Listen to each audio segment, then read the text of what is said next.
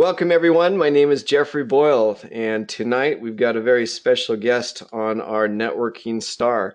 We've got my sponsor in RX. We've got uh, Chairman and Founder Tim Sells, and I am super excited to have him on the call. Tim is going to be with us in a couple of weeks in Las Vegas, and we're just super thrilled to be able to have him with us. I know we're going to be going through a lot of different things, and we're going to be going through a lot of just things that you guys really need to know and to do to really to build your business. And I think you're very much going to enjoy it. Make sure I've got the right slides up here, and we're going to get rolling with this. But um, there we go. So with us tonight, we have RX chairman and founder, and if I believe that's right, Tim, you're not the chairman anymore, but I'll let him do that. But Tim is obviously important to me. I met Tim at his home in Park City, and I know that since then you've moved to your ranch.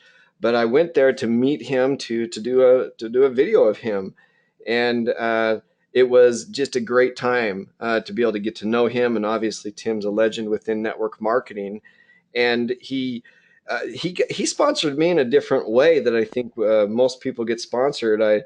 After spending some time with him, he did a wonderful job of asking questions, and after asking a couple questions, he challenged me. Said, "If you're so good at network marketing, then why don't you prove it?" And that's all he said. And after getting roughed up from my employees for 2 weeks, saying, "Yeah, Jeff, why don't you prove it?"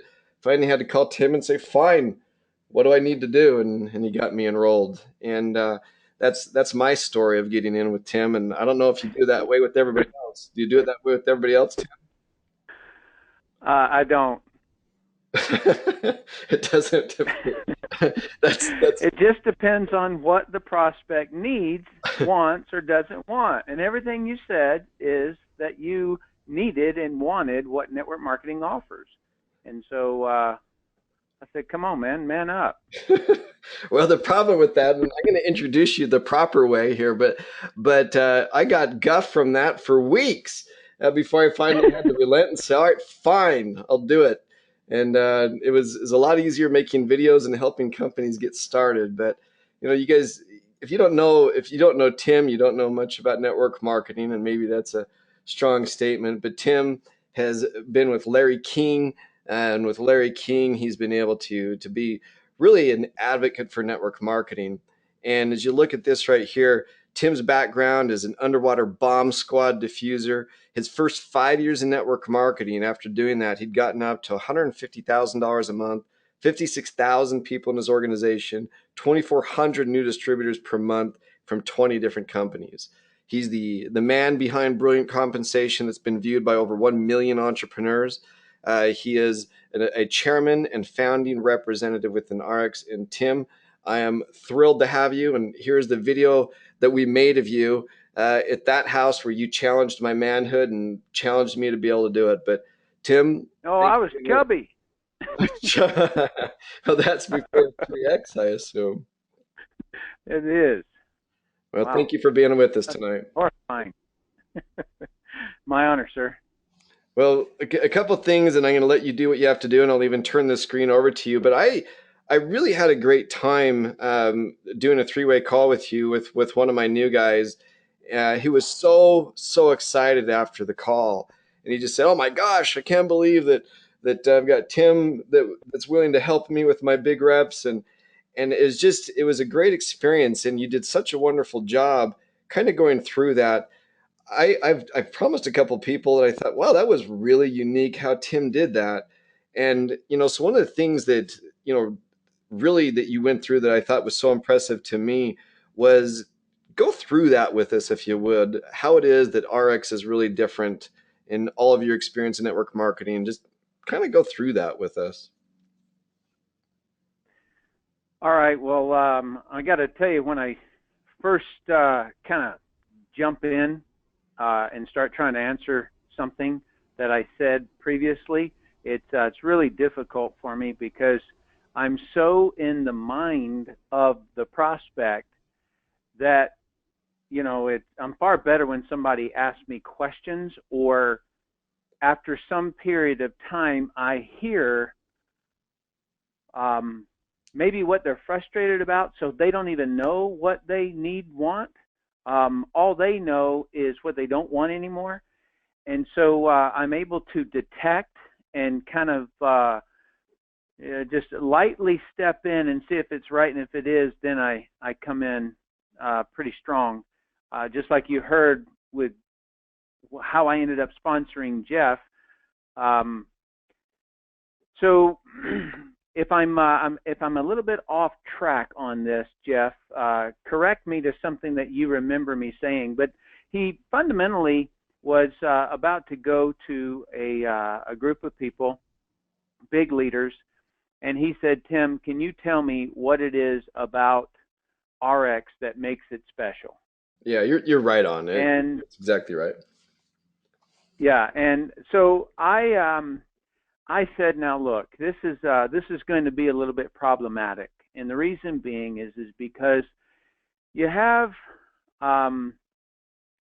every company in the network marketing industry always talks about the same things. They talk about the management, they talk about the products, they talk about the comp plan, and they talk about the timing, and they talk about the support. And they all use this modifier word at the beginning of those, and it's called best. Best comp plan, best management team, best products, best timing, best support. And that, to me, the reason I call it a modifier is because that's relative, right? What's best to somebody who this is their first network marketing company, they have never seen another network marketing company, they've never heard another person speak on the stage about that network marketing company. I mean, another network marketing company. And so that person just sort of pulls in and duplicates or replicates that same modifier, but it's with no relevant information to it. And so the analogy, and it's horrifying, but it's the one that just gets the immediate, oh, I get that, is that if we were on an island, or if I was on an island, and I was all by myself, and then suddenly a woman swims up onto the island, well, she's beautiful. She's the best woman I've ever seen, right? And why? Because she's the only one. If another woman came up onto the beach, then I now have relevant beauty. I can say this one is more beautiful than this one, or this one cooks better than this one, or this one is nicer than this one, right? So I would have a relevant number. I would have something to compare it to. And so since I've been in the industry for 27 years, and I've been a consultant behind the curtain for a couple of hundred network marketing companies, when I use this phrase best, it's relative to 200 plus companies being on the inside of them. And so when I say the management team is the best, I can give you very in-depth why that's the case. When I say it's the best products, I'm inside and out. If I say that it's the best timing, I know relative to other companies' growth and where they are in the kind of the momentum cycle and all, I know this is best. And I know why that's best. When I talk about support, I know what support really means. So that was the first conversation that I had with him. And I said, so please do not think that I am just like every other person who says best. And then I said, okay, so now I'll answer your question. The couple of things that I always bring up to leaders, and for those of you who are in California, you heard me touch on this, but what I typically do is I dig in, ask a lot of questions. I find out really, truly where they are. I use little questions such as, oh, wow, you've been in network marketing for quite some time. You kind of know what it is that you're looking for. So what do you most want? Like, why are you still interested in the business of network marketing, and why, and what is it that you're truly looking for? And then I shut up and I listen very, very closely. If I keep hearing this phrase over and over, and I do all the time, is I want this to be my last company. Uh, I want this to be my last rodeo. I want this company to be that legacy company that goes on and on and on. It's like an Amway. It's like an Herbalife. It's like a New Skin. It's like a, right? Well, then I kind of know which direction I'm going to take when I answer that. If I hear somebody say, well, I've got to know that the comp plan is the best. And then over and over, I hear compensation, compensation, compensation. Well, then I need to talk about compensation. Okay, so I listen, and then when that person has communicated what they need, want, or don't want, then that's when I will come in. There are some times that I have to answer that question and then educate them. All right, so that's a gentle thing for me, because I'll just say something like, okay, so let's talk compensation plan. I'll talk to them about compensation. I'll talk to them about the fraud of compensation in network marketing, how they give a number on the outside, but like, 63% payout, and then I tell them that is fraud, because they pay 63% of the point value of the compensation plan, not 63% of a dollar. And so things like that. And then I say, now, I'm just going to make up a name. I'm going to say, now, Robert, how many companies did you say you've worked? 7? Okay. Would you allow me to educate you just a little bit about how to choose a company? And normally they will say yes. And I'll say, okay. So the first thing that you have to know about a network marketing company is not compensation plan, because if the company doesn't go long term, then compensation plan doesn't matter. So you are going to have to get with a management team that will go long term. You can't be 100%. You can't be 100% accurate on this. However, you can be close. And so that's the very first thing that you've got to know. And the second thing you've got to know is whether or not the products are going to sell outside the network, because if it doesn't, then it's just going to be a pyramid scheme. And so you're going to have to be able to get customers who are willing to pay the price that the company is asking for, and that's the only way you'll know. And you don't want to just fall in love with one product. It's the company's ability to make good products, because one product has a life cycle, and you could lose license to that product wherever the company procures it from. You can lose raw ingredients, and you would no longer have that product. And so you can't put all your bets on a comp plan. You can't put all your bets on a product. You've got to put the bets on the management team. So that was somewhat of what I described to him. And then for the kill shot, if we could call it that, what I always talk about is the Founders Club, and how no company has ever come close to it. And it doesn't matter how many times people hear it, they really don't get it. Because if they really got it, they would sprint without taking a breath until they got to chairman, because you're not even recognizable in the company until you are chairman. That's how I know so few people really know what it is. But it is that the company, in its different countries, this particular person was in another country, and so it's per country, and that if you get Founders Club, then the company pays their compensation plan, which is the very best in the industry. So it's about 50% of dollar. And so they pay that compensation plan. Not only is that the very best, but then The company has a profit, and whatever that profit is per country, the company divides that in half and shares it with the founders.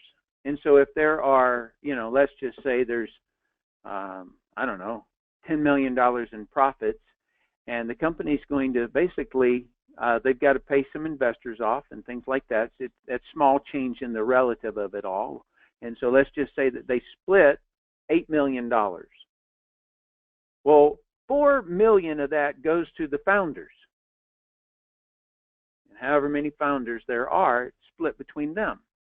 And so if there's 4 founders, then each person gets $1 million for the year. Bonus. Okay, so nobody understands what that is, and it is so generous of the company, and it is so, and that's the proof that the company cares about leaders. Everybody can say they care about leaders, but this company does it differently. So that's the conversation as I remember it. Jeff, you may say, Tim, you completely missed it. No, I think you did an awesome job with it, and it was so interesting to, I think most people do miss really what the Founders Club is. I think most people don't truly have a grasp of how unique and different it is, because all companies, if you don't explain it properly, people talk about, well, we've got a profit sharing, or we've got this, or we've got that. And I think it's because people don't have a fundamental understanding of really how unique it really is. Well, another thing that I thought was pretty interesting with it is you've been around a lot. I was pretty lucky to be able to help launch about 22 different companies, but you've been around the biggest of the big. What is it that you think is the difference with the RX executive team that attracted you to be able to make the decision to join RX? Well, number one, I was on the inside for 7 years. They hired me as a consultant. I spoke on their stage. And then due to some fraudulent people who were shorting their previous company's stock and then going to the media and claiming that it was a pyramid scheme and overpriced products and things like that. And the whole intent behind that was to drive the stockholders to sell. And as they sold their shares, then this gentleman would profit from it. And so since I had been very aware of this scene, it's a very, very common one, because with me in the industry, I like to know, events don't just happen. Nobody wakes up one morning and says, you know what, I think I'm going to attack Herbalife. I just feel as though that it is just so poor and so bad for these poor people who are, got a dream. And they're spending money on advertising. They're spending money on products. They're spending money on tools to learn how to do the business, and that's just wrong. I'm going to announce to the media that they are a fraudulent company and that they are after the little guy. Nobody does that, especially billionaires. So I have just this different view. I know that there is a cause point to every occurrence, that somebody has a reason they want to do that. And so I just drilled down into that one, found the guy, happened to find a book that he had written while he was in jail, and he indicated that the way to get wealthy is to short a network marketing company. That's what he basically said. So with me being on the inside of this management team for 7 years, and as I would bring them ideas, how they evaluated those ideas, their truthfulness, their savvy, for lack of better words, to truly evaluate opportunities that were brought to them. the way they made just really good decisions and they got the job done no matter what excuses. There's not any person or company or group that doesn't have barriers. Everybody has barriers. Every group has barriers. Every company has barriers. And it is not that you have barriers. It is that you overcome them and you get the job done no matter what. And that is the only test I know of what a human being is.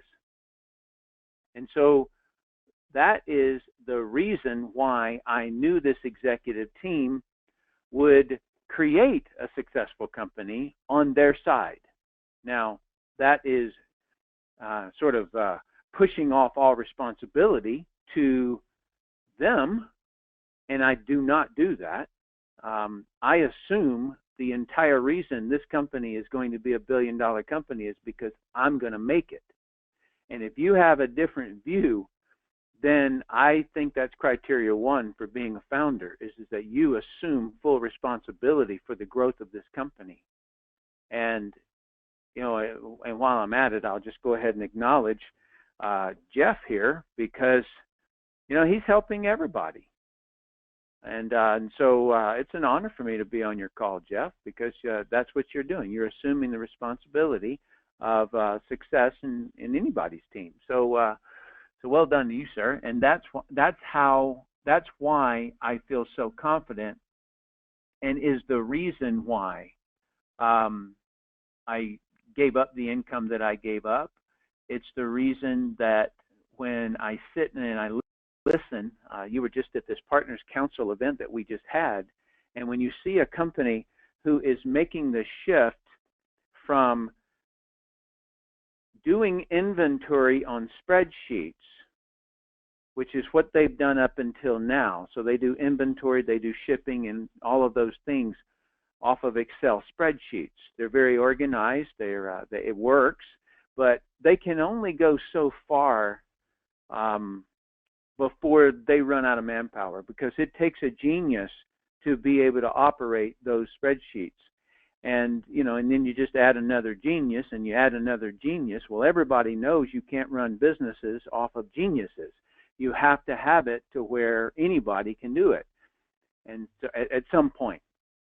And so at that Partners Council, they were announcing that they were about to move and invest in that next level that will take us to $1 billion. In other words, they will not need to change operations procedures until we cross $1 billion. And that's a huge investment in this company. And I just sat over there smiling. And I just had this, I told you so, you know, like, these guys know how to do it. And now they're going for it. They're taking that move. They're committing to that amount of growth. So so those are the indicators that I get from the inside. If I saw them, you know, not doing things, they would be indicators to me, because I know what a company has to do to position themselves to grow that size. And so, you know, if you've been a little bit frustrated at shipping dates or, you know, receipts and tracking and all of that stuff, now you know the company just moved to fix all of that and streamline it all into one unified system worldwide. So it's pretty awesome. Well, I think that was an extraordinary meeting. We were there for 2 days, and just to see their investment in the future, it's pretty interesting. I don't think people understand that how little money these executives have taken in these 5 years. I think Fred still hasn't taken a dime, because they continue to invest back in the company, and even these invoices that they're going to be sending out with. You know, I don't think it's a secret that, you know, with videos and these new web apps and all these different things that they're doing to make it so we truly have control over our business, it was amazing. I got a call today from customer service. It was so awesome, telling me that he was assigned to me. Anything I needed, I could get a hold of him. I mean, just amazing things that are coming that 5 years ago you knew were coming, but people hadn't experienced yet. One other question I have, and then I'm going to turn the screen over to you, Tim. I think a lot of people don't understand not just how much the owners the founders of the company have invested in the company. But you made the introduction, and I think the reason why you believe so much in the products is that you took a crazy fanatical product person and introduced her to a bunch of capitalists. Do you mind explaining this a little bit about how that happened? Well, you stated it pretty well. Um, so you'd have to go back just a few years and know why I departed my previous company. I realized that they had changed their message and their philosophy, and I didn't realize that they had changed their philosophy until I saw the message change. And so they had a slogan, and then I was at a convention, and this lady that I had brought, big leader, and she said, she goes, Tim, these products are so good. Why do they have propylene glycol in them? And so I didn't know what propylene glycol was, and so I said, I don't know. But we were backstage, and we had the acting CEO at the time. Um, the real one was on a mission, and so I said, I don't know, let's go over and ask her. Well, she was hired from a top skincare company, a traditional business skincare company. And so I just walked over and I said, go ahead and ask your question to her. And so she did, same question she asked me. And the lady goes, well, we like to say that it's all good ingredients. Well, that cut half of the message out. It used to be all the good, none of the bad. And so they cut out half of our philosophy. And so that was the day that I realized that I was selling something that was harmful. And so so now wind forward some 25 years or 23 years or so, and I'm sitting, and I know that the management team knows how to build a business. That's what I know. I don't know their product philosophies. I don't know if any of them care. Wasn't why I chose the company, and so there was one day I was sitting on that couch that you showed earlier, and I was we hadn't really started yet. They were trying to get I'd given my commitment that I was going to join the company though, and I thought I was just sitting there thinking, and Laura was just about to have a baby any day, and I remember having this thought. I'm like, man, I have joined the Mark and Fred Vitamin Company. What does that even mean? Right? Like that's what I thought sitting on the couch. And I go, oh goodness.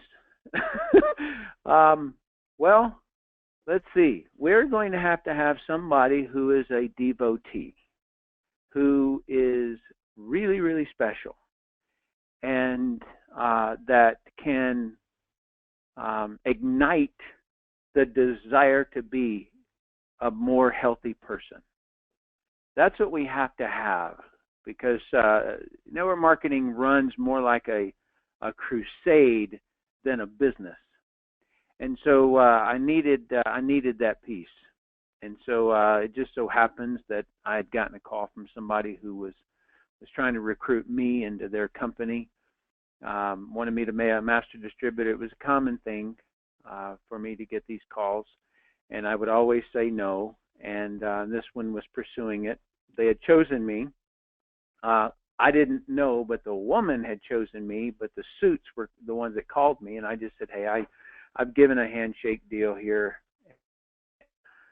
I'm going to go with another company. I appreciate it, you calling and all, but I have to decline. But thank you for the offer. And they interrupted and said, well, something like everybody's got a price or something, and boy, you couldn't have invalidated and insulted me more than making a statement like that, because as everybody knows, I am completely against companies buying distributors. And so I said no, and then all of a sudden I hear a lady pipe in and said, Tim, I understand your wife is pregnant.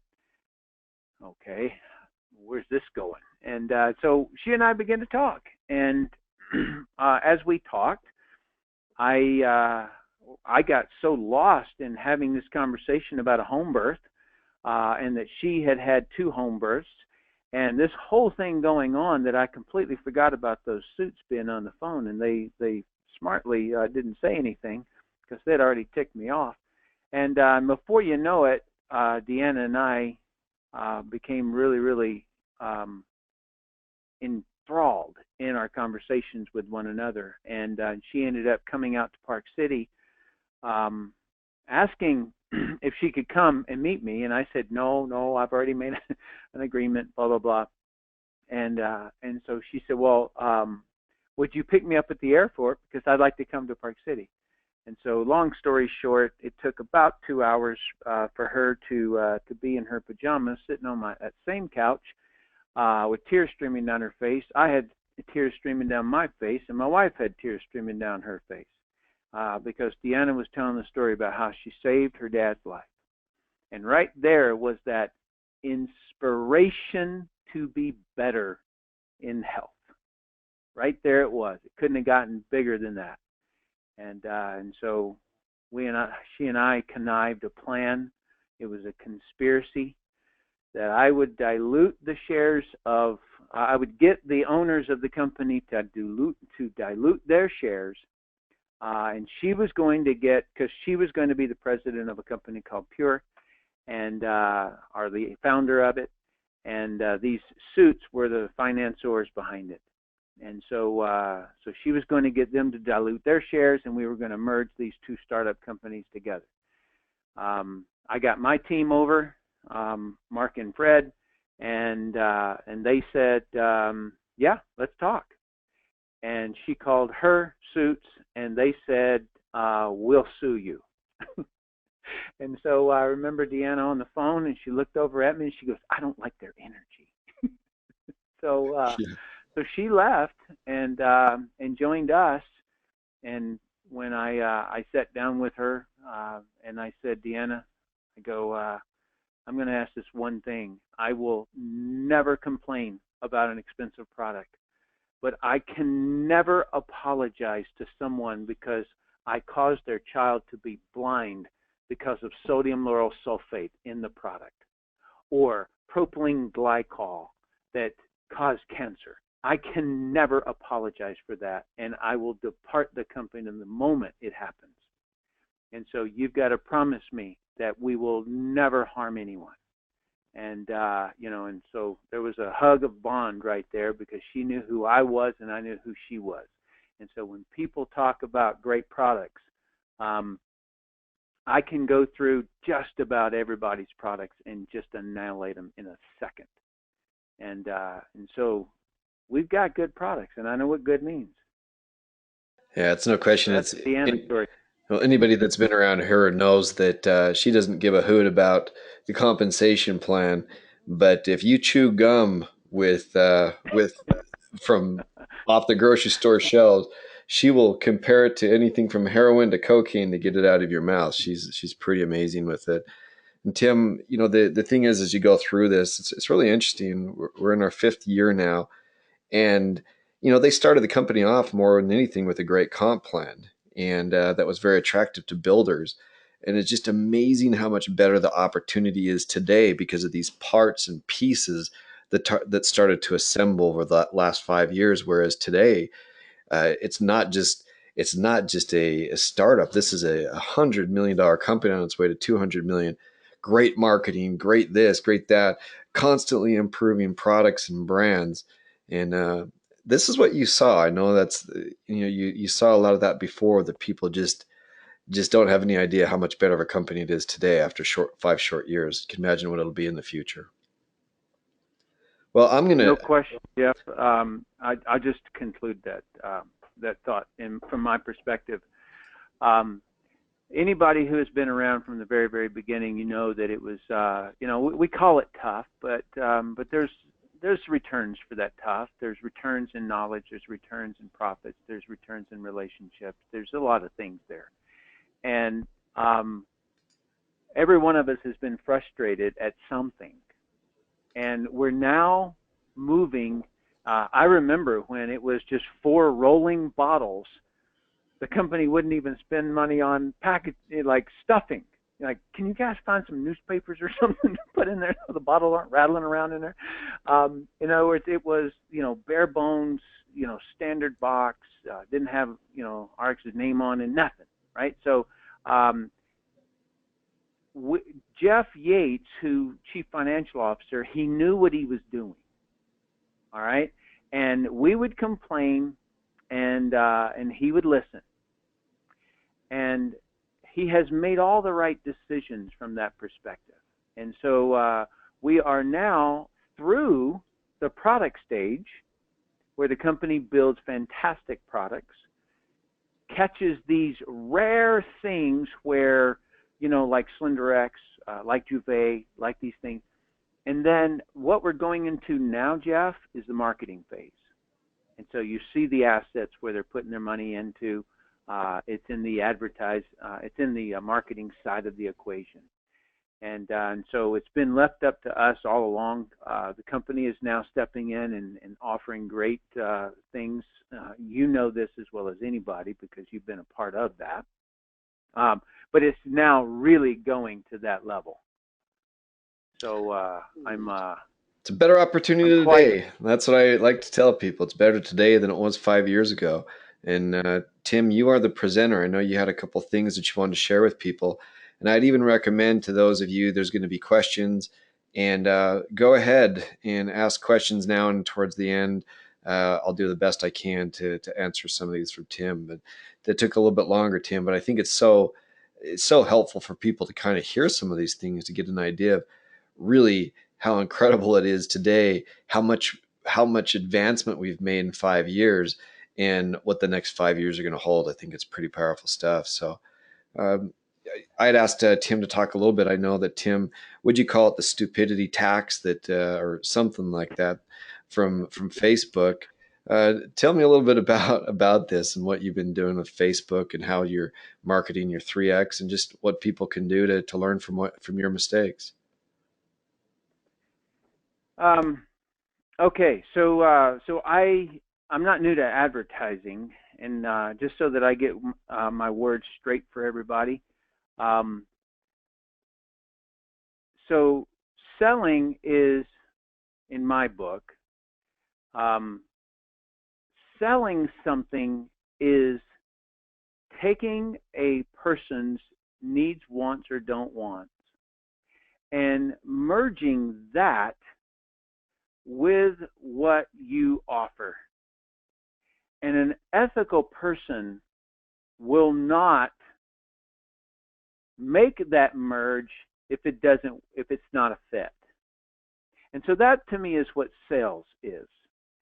And marketing means to create reach, to cause somebody to respond, to reach for that and say, oh, I want that. Right? So kind of before sales occurs, then there's marketing.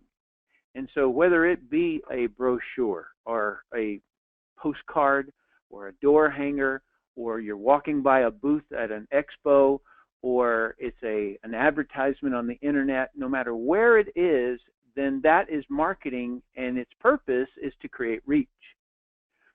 And so I just want to get those terminologies down pat, because I always build knowledge and education for people based upon the bare roots of something and then build up, because a lot of times they get running on an upper band, let's say Facebook advertising, they start running on that, but they never look at the infrastructure that sits below the job that they're even doing.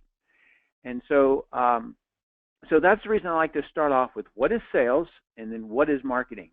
And then advertising is just is another way of saying marketing. So now when I began to advertise for 3X, and I had help from Stefan Page and others, and we ran into a couple of let's call them speed bumps, or just sort of like things that it was jagged. It was unsmooth, let's call it. And anytime there's a big bouncing around in something, then I almost always know that it is because we're doing something wrong. So I kind of pulled my antenna down for a while, dug in real deep, and found the basics of why my ad account would be shut down, why ads get disapproved, and the cost of disapproving. And so because I've learned this, I thought, my goodness, this is not easy information for me to know, and so I'd love to share it with folks in RX, and maybe it can make their lives a little bit better and at least a little bit less bumpy. Now, I'm going to tell you that this is this is not how to advertise on Facebook. Although you will get some foundational things out of me because they just always pop up because I always think foundation. And so before I get into this, I just want to kind of let everybody know that I love what Jeff is doing with the RX income system because he's helping you and everyone else in RX to do what has to be done in any business, which is marketing. You got to promote. Promote means make it known. Get it out there. Let people know. You live in a cocoon, and so maybe your spouse knows about it, but nobody else does, and so you've got to promote it, and so that's what his system helps people do, and I think that it's really good to come together in Vegas for the purpose of kind of ironing out all of those, because like when you work with an online system, a lot of times these things can become like like a piece of software, just like everybody else's software, where you may know Microsoft Word, but there are some tabs across there that you have no idea what they do. Like reviewing. Do you really know how that thing functions? Do you really know macros? Do you really know? And there's a whole lot of things. And so I think it's good always to come to live events like this so that you can get a full understanding, the basic understanding, and then you can ask questions and get all the details. And sometimes you don't even know the questions to ask, but the people in the audience are asking questions that cause you to learn more. And so I just wanted to throw that out, that if you do come to Vegas, it would be an honor for me to see you, and maybe sit down, lean against the corner, whatever that we do to chat, and I can share with you what I do know. But I just wanted to impart some value here from an advertising and promotion marketing viewpoint for just a few minutes.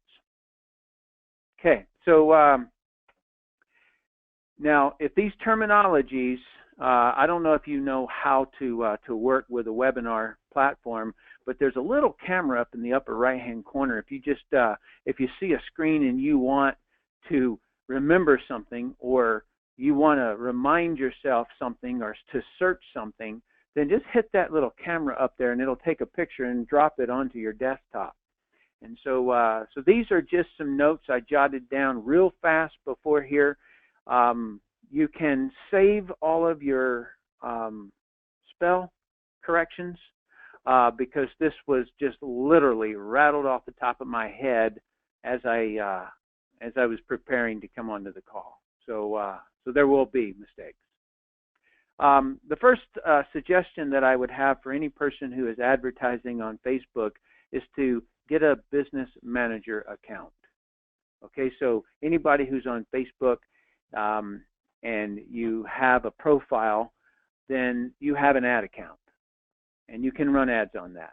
And then you can go up another notch and go to Power Editor. And then another notch is a business manager account. Normally, these are preserved for people who run agencies and will have multiple accounts, advertisement accounts. And I'm going to show you a little diagram in just a second, but I'm going to give you the benefits of having a business manager account. Number one is that You'll have more to work with if you are shut down. I'll get into getting shut down, accounts, ads disapproved and accounts shut down, things like that. So basically, what we're trying to do here is to contingency plan. And believe me, if I hadn't had contingency plans in place by accident, I would not have been able to to survive it. It would have just taken me out. Jeff, are you cracking and popping on your end, or is it me on No, my end? I believe it's yours. I am muted while you're talking to ensure that you don't hear anything here. So that's got to be from your end. Okay. Well, what that tells you is that I've been talking on my phone far too much today, and the battery is down. So I'm going to run in the other room, and I'm going to grab my other phone. One of the things I can even tell you with this, there's people that have questions on. Tim talked about the Vegas, and it's so nice of you to talk about it. One of the main things that we're going to be focusing on, and what I put a lot of emphasis on, is how to get with your friends and family. And if we can teach the new people how to do that. And I thought it was so interesting what Tim has done because he and Stefan and I know Steve, they've put so much time into some of these different ways of acquiring and creating relationships. And I think as much as anything, Tim, as I've listened to you guys, you're just very, very good at creating relationships and to be able to do it through different methods. And I am excited for you guys to come because there's things that I've learned as much as anything how we can help the new person. Tim, you guys have been so good at teaching the new person just how to connect with their friends and family in different ways. But this is something that I know is new for a lot of people. And some of the questions coming in, people have expressed frustration on how to do this. And it's definitely a level up of some people. So I appreciate you doing it. Okay. Well, thank you for dancing while I fix my phone. Um, yeah, I and guess I guess that it was the that would dance. be. Well, yes, but, but is that um, dancing or is that stalling? I will now mute myself. Go ahead. yeah, and you know what? Make sure that you toss that up for us to talk about in Vegas is the actual methodology to build a relationship with someone. In other words, I do everything off of an SOP, standard operating procedure. In other words, I write down procedures. If they work, they become standard. And then I keep updating them. And I did that a long time ago on how to build a relationship. And the bottom line is that you have to invest in them, right? That's the bottom line. And so maybe you bring that up as a topic or something like that when we have a questions and answers. Okay, so I'm going to get back on track here. So number one is get a business manager account, and because if you are shut down, you'll have a little bit more to work with as long as you do it the way that I'm about to share with you. And then what you can also do is that you can split off various offers of your business into separate accounts. This will make sense in just a minute. What I absolutely recommend is that you create different payment methods like credit cards, don't use PayPal, inside your ad accounts. And so let's suppose that you have two different profiles. And one of those is a slenderized profile. Like that's, even though it's you, it's an individual person, but that's your purpose. You're gonna talk about weight loss in that one, and then in another one you're gonna talk about Juve in that one. All right. So what you want to do is that when you set up an ad account in either one of those, you want to make sure that there's two different credit cards. So if you've got a Visa and American Express, then split it, because that's going to be when an ad account is shut down, it is the credit card that cannot be used again. So that's the way that you want to set that up.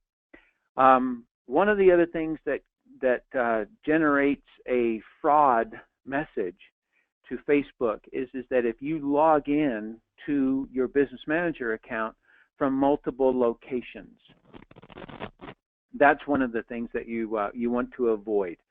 And so that means that if you, let's say we're to hire an agency. Well, they're logging in from somewhere. You're logging in from somewhere. You get on a plane and you fly to Europe, and then you log in from Europe. Well, this is going to trigger a fraud, and so your account could be suspended because of that.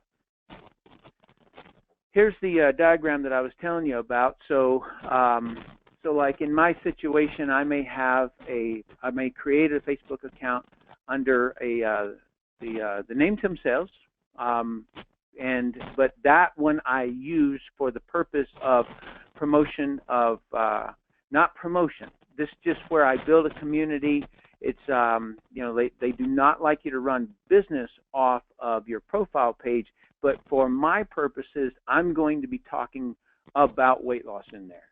And on another one, I might be talking about purity in there. If you run business out of that profile, that's a violation of terms of service with Facebook, and you can get your account shut down by that. And so I'm not saying promote business through there. I'm talking about creating a profile where you just have just a little bit different identity in what you communicate about.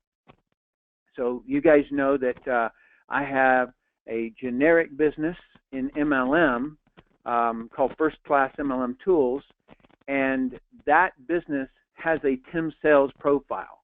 And then I have a personal one, right? And then there's pages that come off of that. So then, so you've got a business manager account, you have two, and then you can create multiple pages off of this profile. And these are business pages that, so I would have like 3x off of one of these. Another one would be a page that I want to create kind of a private, Tim Sales weight loss program kind of a thing off of. And then the same with purity. But this would be the best way so that if Slender Eyes got taken out, I'm not out of the game because I have that purity account set up. And it has an ad account that is managed by the business manager account. Okay, so this is a contingency plan. It doesn't mean you won't get shut down. It just means you have something else to work with if you are. Right? The reason that a person gets shut down is because, well, I'm going to tell you that. Number one, you want to make sure that you warm up your account. One of the quickest things that Facebook looks at is somebody opens a new account, like isn't a profile, they open a page, and then they start advertising. No posts on the profile, and they immediately start opening up. They immediately see you as a spammer, and that is an immediate shutdown. Maybe not immediate. Maybe it takes a little while for them to get to you through their algorithms, but they do not like to see that. So far better. The older the account, the better. You would want to make at least 15 posts or more.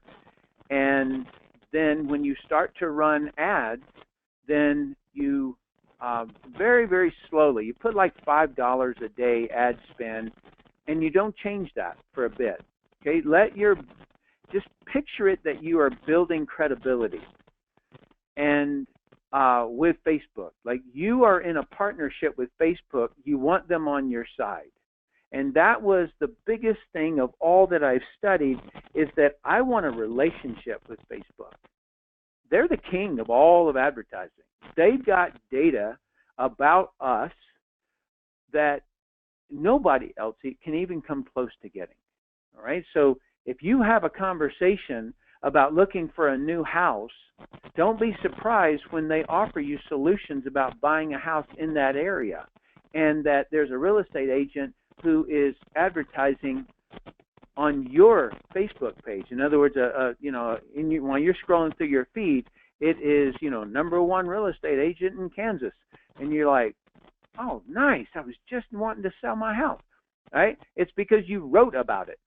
Right, so they know the age, they know all your favorite movies, they know your favorite cars and all that stuff, and those are all things that allow you to market to an audience that is going to be best for you.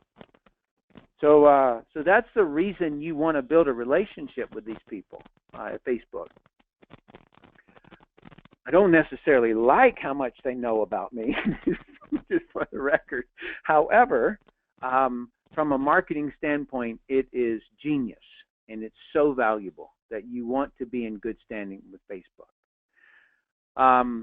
So as a general rule, start with $5 a day, and then maybe after several days, let's call it a week, then increase by about 15% per day, no more. Scale up real fast, and it's an indicator to them that you could be a spammer. Just think about it. How many normal average Joe or Joannes open up a Facebook account, don't put any posts, open up an advertising account, and then start jamming $1,000 a day into advertising? No. It had to be somebody whose account was just shut down and they popped up a new identity. And that's the way Facebook looks at it. So that's what I want you thinking with. Be 100% compliant. I'm going to talk about this in just a minute, a little bit more, but know the advertising policies. It's just courteous to Facebook, and it will save you a whole lot of drama. Have only approved ads in your ads account. Okay, so let's say that you run an ad and it you put up and you request an advertisement to be approved, and it's not approved. And so you look at that one and you go, maybe if I change this this word or this image or something. And so you make a change, you submit it, and then it comes back and it says declined. Okay, so now you've got 2 declined ads sitting in your account. This is a bad indicator to Facebook. They assume you are an amateur because it is annoying to them that you don't even know their policies.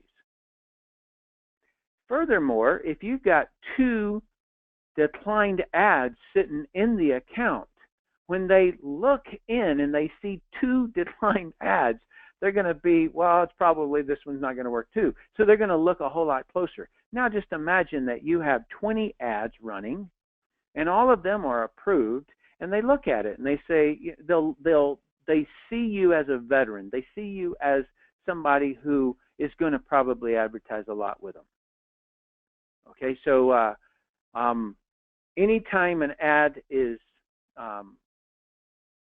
disapproved, make sure you delete that out of your ads account. Also, old campaigns, get them out of your account too, because sometimes their policies change and then they run an algorithm that look at all the ads, and then that's going to give you them another look at your ads account that may not even be running. That campaign you might have run 2 years ago, but it's still sitting in your ads account. Go ahead and delete that out of there. That way, when they look at all your ads, they could disapprove an ad you're not even running. You think it doesn't matter, but those are negative marks against you. Okay? Any disapproved ad gives them negative marks against you. If you submit an ad to be approved and it's disapproved, don't push the envelope. Don't if the person's wearing no shirt, don't put them in a half shirt. Right? In other words, respect what they're trying to get you to do. Right? So sometimes you can push the envelope there and it just ticks them off. It's kind of like when I was a kid and I'd ask my mom to go to the school dance and she'd say no. And so then I'd immediately say, I'm going to go over to spend the night at Jimmy's house. Like she didn't know I was going to sneak off to, right? So don't tick them off. Who has access to your account? Okay, so whoever has access to your account has a reputation. And so if they have a poor reputation with Facebook, then you've assumed their identity. So I was reading about this, and somebody had he's an agency, and he had allowed this one person to come in and upload some email addresses. And as soon as the guy logged in, this agency's account was shut down. And it was because that guy had gotten his account shut down, hired an agency to run ads, and as soon as Facebook saw this guy surface again, they immediately deleted the other person's account. And so make sure if you have anybody who is an admin on your account that they have a good Facebook reputation. And that's for pages that you have, you open it up. It's for running ads, any of that kind of stuff. Make sure they have a good standing with Facebook. So, so as kind of a conclusion on that is to clean up your account, delete unnecessary people, and know the reputation of all those that you let in. No ad policies. I cannot stress this one enough. That link right there is where their ad policies are located, and I just got so much out of understanding what they want that I cannot stress enough the importance of knowing it. It's just ridiculous and very assuming of you to run ads and not know their policies. And so it's a field that you want to know the game, and you want to know that game very well. Make money, ads don't fly. And so so don't run them. Instead, you're going to have to come up with creative ideas on make money ads, such as, you know, list building, lead generation, how to build sales funnels or something like that. You just can't run ads back like you could in the old days. Negative feedback. This one is the biggest one. I've got a slide just for it. This is the biggest thing, and it's an overall catch-all as to whether or not you're being a good marketer. Okay, so let me explain this a little bit. When you run an ad, you get what's called a relevancy score, or a relevance score, and you have you know, it runs from 1 to 10, and then you have this piece over here that's in addition. Okay, I'll get to this over here, but let me talk about this score over here. So your relevancy score, I think I wrote this, no, I didn't here. And I know that thing is cracking and popping again, so sorry about that. Your relevance score is how much agreement your ad is in with the people that you've chosen to target. Your relevancy score is how much agreement, I'm saying it again, how much agreement your advertisement has with the audience you've chosen to target. So let's just say that I decide that I'm going to target Donald Trump lovers in these political Facebook accounts. And so so I go through and I find the target audience, and there's, you know, I don't know, wherever they're all located.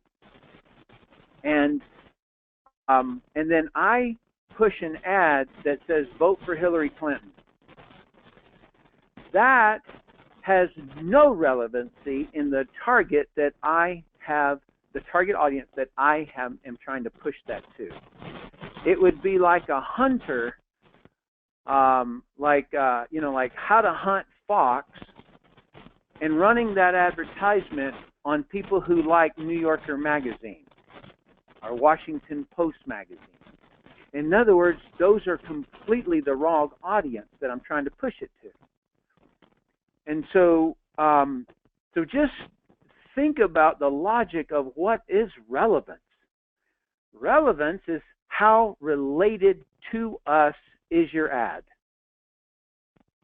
Would it kind of tick you off just a little bit if on RX's page somebody ran an ad for Jeunesse on our page?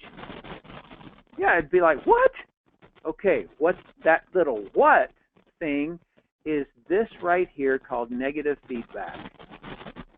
All right, if you've ever noticed on an ad, there's a little tiny little arrow that you can click and say hide. Okay? You can do a down thumb. Either one of those things is a score to Facebook, and it's called negative feedback. And if they write, okay, so somebody sees the ad, and then in the comments under that ad, somebody writes negative things about it. Any of those things is going to, number one, it's going to lower your relevant score. Number two, it's feedback. It's negative feedback. And when that negative feedback is high, then your ad account gets shut down. Even if you had a relevant score of 9 or 10, if your negative feedback is high, you'll get shut down. So you have to make sure that you monitor your ads daily, and you're always watching that negative feedback. Okay? You're always watching it. So when it moves from medium to high, be proactive. Shut down that ad before Facebook shut down your ad account. Right? So that's the whole thing. And I want you guys to just really wrap your arms around Facebook as a medium by which to advertise. And what they're trying to do, just really picture this thing. So on one side, they have a platform that has 1.9 million people on it. 1.2 million people wake up in the morning, and the first thing they do is turn on their phone and go into their news feed. That's a lot of people. And you have, let's just say that you have Sally up in Washington State, and it's coming up on Valentine's. It's 3 weeks out from Valentine's, and and Sally is just up in Washington State, and she's thumbing through her news feed. She just woke up. Now you're Facebook. Facebook has 2 advertisers who are trying to serve ads to Sally. One of those is a chocolate company, and one of those is a flower company. Who wins the bid? The highest bidder? No. No. That is a factor in Facebook's algorithm. What they care most about is the user's experience. Let's say that last year, the chocolate company, Facebook served the chocolate company's ad.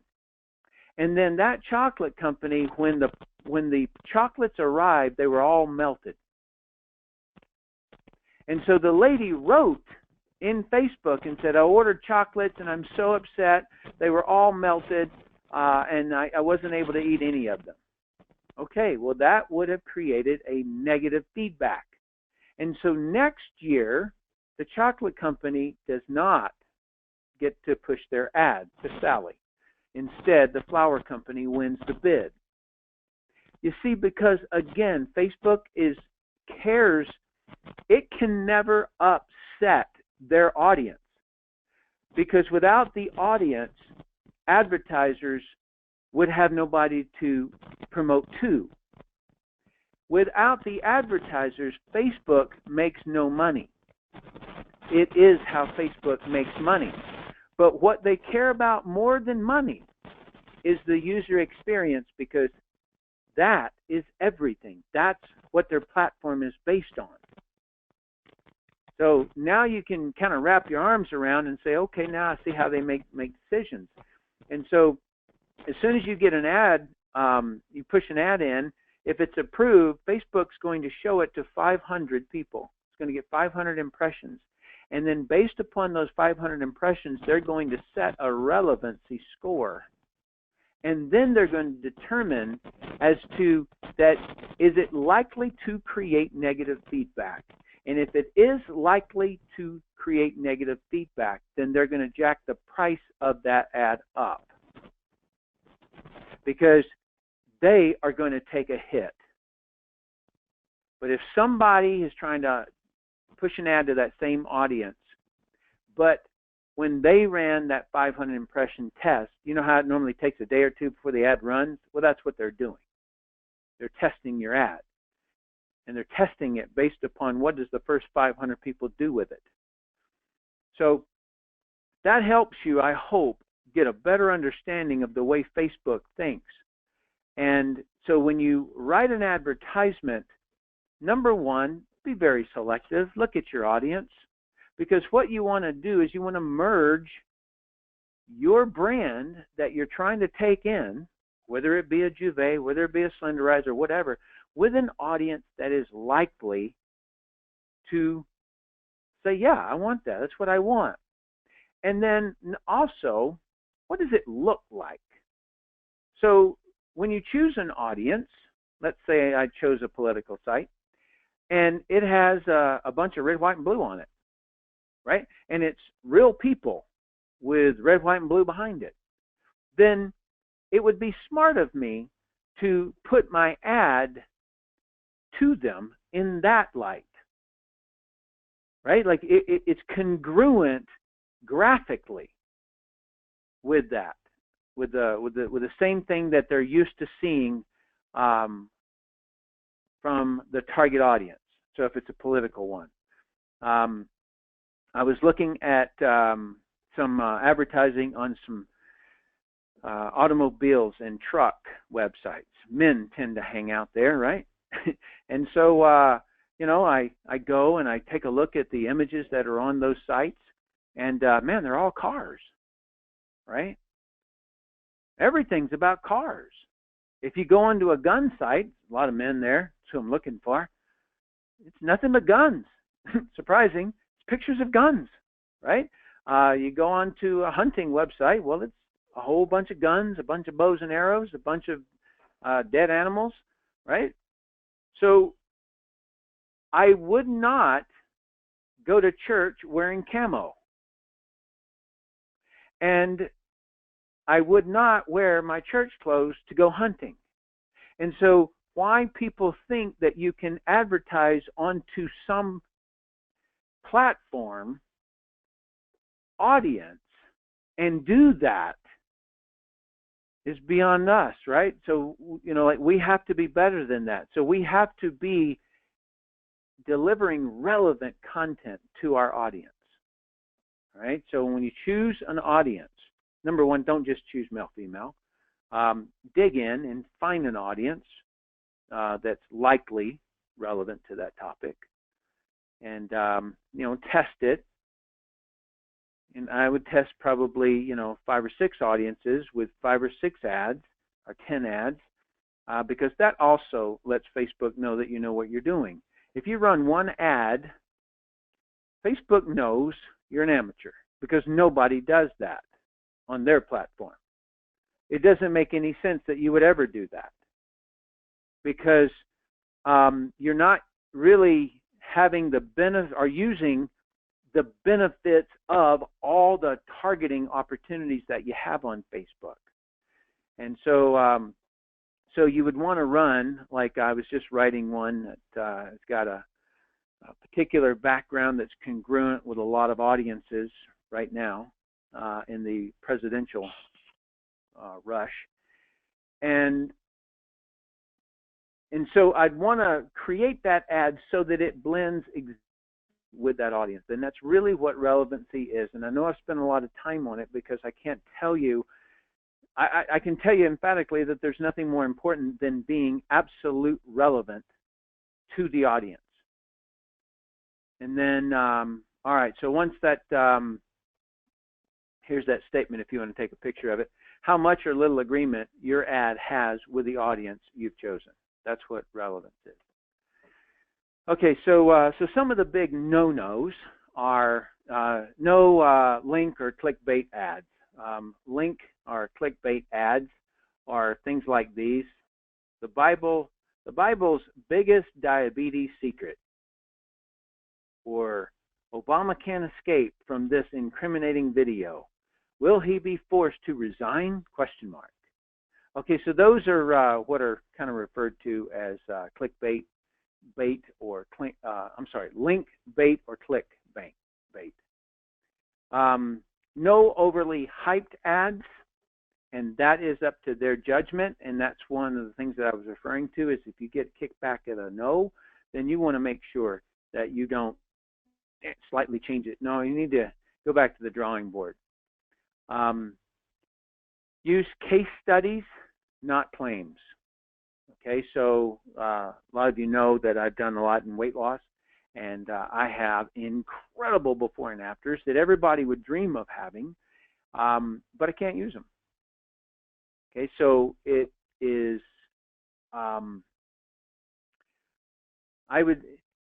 I can see completely why Facebook feels this way, and so it's just a barrier, a hurdle that we have to overcome. I have to overcome, or let me just say it another way. I'm honored to overcome to be able to target audience like this has.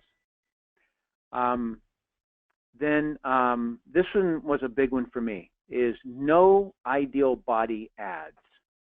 What I mean by that is you can't imply that a person's body isn't perfect. Too much belly fat? Question mark. Can't run that ad. Carrying too much weight these days? Can't run that ad. That's implying that a person's body isn't perfect. Right? So so I could run something that says, 54-year-old man's meal plan. Right? Like, that would be meat. I'm not implying somebody else is overweight.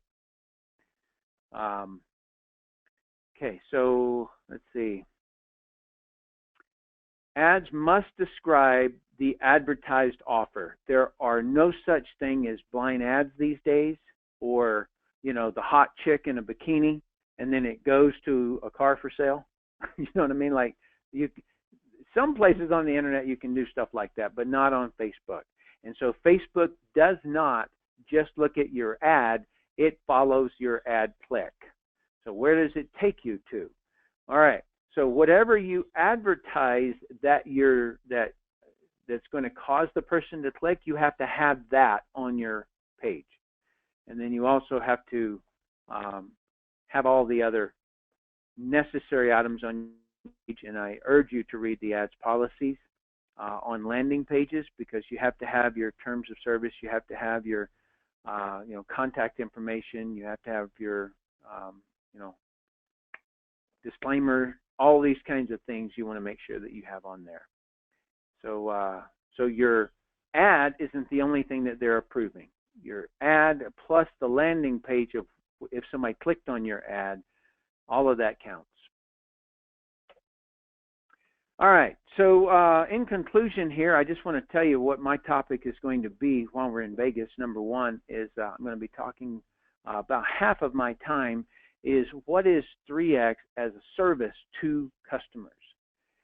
And so Jeff and I have been working together to provide him some assets that he can use for those of you who want to promote 3X through the RX system.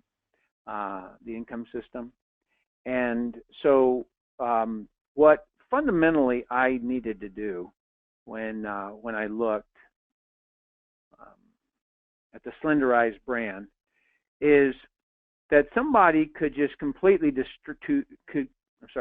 could completely destroy the Slenderize, or even Clinical Pack for that matter. The results that a person could get, they could destroy that by what they ate. And so not only that, but it gave me an opportunity to kind of do something that I've dreamed of doing, which is to help my fellow men. I feel as though that terrorism is not our problem. Whether Hillary or Trump wins is not our problem. Our biggest killer is death from fat. And so I have had it as a mission for quite some time, is to help people with that. And so I wanted to serve the customer. and make the customer's life better, our business will grow because when we do that, we still have to promote and all those things, but I just really wanted to help people, and I knew it took more than just a set of products. The person's going to have to better their diet, right? That's the long-term success of it.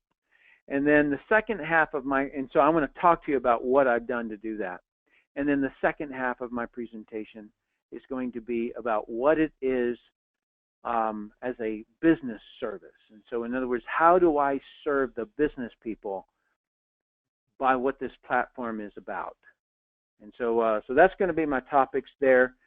It will be an honor for me to talk to you about it and share it with you. I'm excited about it. It works, and I think it's going to better a lot of people's lives out there, and both financially as well as with weight loss and fat loss. And so with that, I'm going to turn it back over to you, Jeff. Sorry I ran a little late, buddy. Well, I appreciate you doing it. It's the kind of thing that, a lot of the comments that are coming in are people saying, I'm so confused on what do I do with this, on how I do that. And I know that so much of what you dedicate your time to is helping people, not just to uh, fill them with information, but you actually are pretty remarkable on how you step by step people through the system. Even with the 3X, it's worth the $100. Just I've said this to you before, is to listen to the 20-minute presentation on why our supplements are so powerful. That's helped me a ton, just to explain to people, this isn't just a weight loss program. This is a nourishment plan, and it's very powerful. And I know you spent so much time putting all these things together, and all these questions that people have on how they can acquire new customers, which is such a big emphasis of what we're doing. There's a lot of questions, but I'm only gonna give you two of them. I'm only gonna give you two of them. Uh, J Pat asked me, what was it that blew you away on the three-way call? And I'll tell you guys what I liked about it. Realistically, was just the person's reaction. And Tim really does an excellent job of listening to what that person needs. And if you've ever been around Tim, his comments were specifically tailored to this really cool guy I had on with me, and he completely gathered facts before he started to do that. And the first part of this time where he kind of talked about the history of RX, and he talked about comparing this to other companies, and everybody says the same thing. He waited to do that before he got a lot of the information that the gentleman was looking for, and it was very helpful. A couple other ones. Will the Vegas event be streamed online? No, one, it's not. And then before I lose Tim, there's a bunch of people excited to come. That's great to hear. Uh, One of the things that Sarah asked you, let's see, she asked a two-part question. I got locked out of advertising on Facebook with my first attempt to create a 3X ad. Response to my inquiry ticket with Facebook was some fraudulent activity with my account. I am so frustrated. What can I do? That's directed for you, Tim. Well, Sarah, that you're the one person that I was talking to.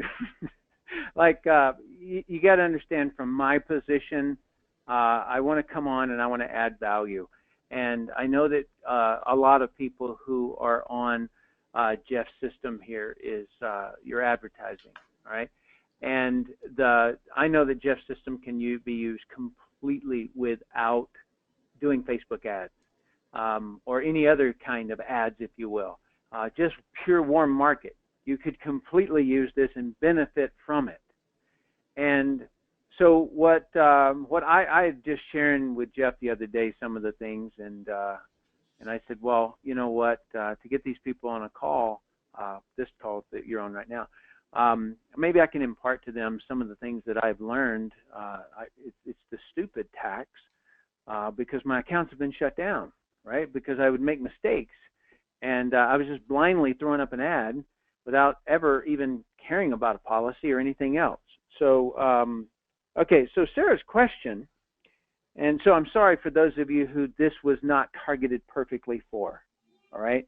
When you have a bunch of people on a conference call, they're going to have different levels of knowledge on topics. And so, sorry, it didn't hit that one. If you're confused, don't worry about it. Like just dismiss this phone call on that part of it. All right. So, Sarah, your account has been, was it suspended or was it closed? We'll have to get that answer if she types it in. Okay. Like the word that they used is kind of a good indicator. I heard suspicious fraudulent activity, and so normally that particular one is logged in from too many locations, or we've had it where my credit card, I have a bookkeeper out of California and I live in Utah, and having an agency functioning out of Kansas. So it was that there was nothing connecting for them, right, for Facebook. They're like, there's 3 different locations here. Money's come from one place. The ad account is being serviced by someone from another place. This must be fraud. And then, so has she replied back yet? No, I don't have an answer back Okay. yet. Read it to me what she said. Basically said that she was shut down, and I'm sorry I moved it to the top on that and I can't get it back. As I read them, there's so many of them trying to organize it, but basically saying that she was shut down for fraudulent activity. So I'm going from memory on Okay. that one. Oh, here she is. She Okay. says, I actually can't remember if they said it closed, so she doesn't remember. All right. Well, if she can no longer log in, can she log into her profile, like her regular Briefly. Facebook profile? Gonna have to type fast, Sarah. Type it in. Here she goes. Yes, I can log into my profile.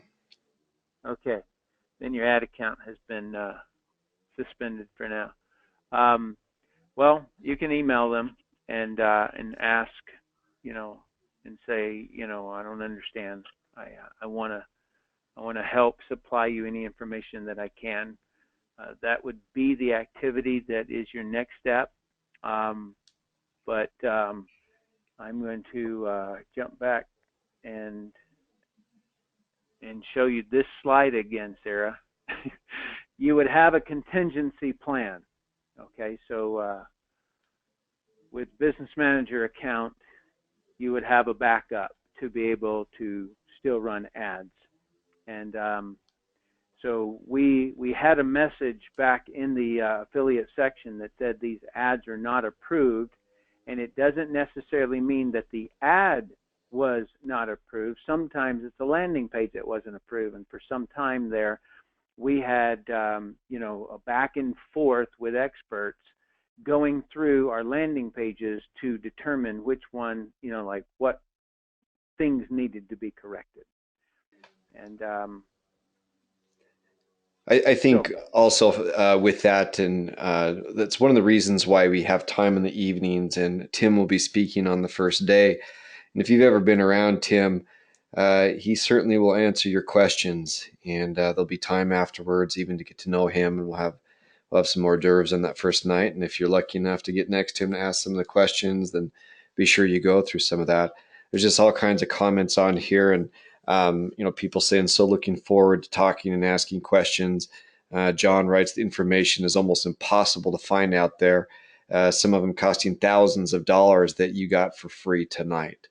And I think there's a lot of people that are confused on it.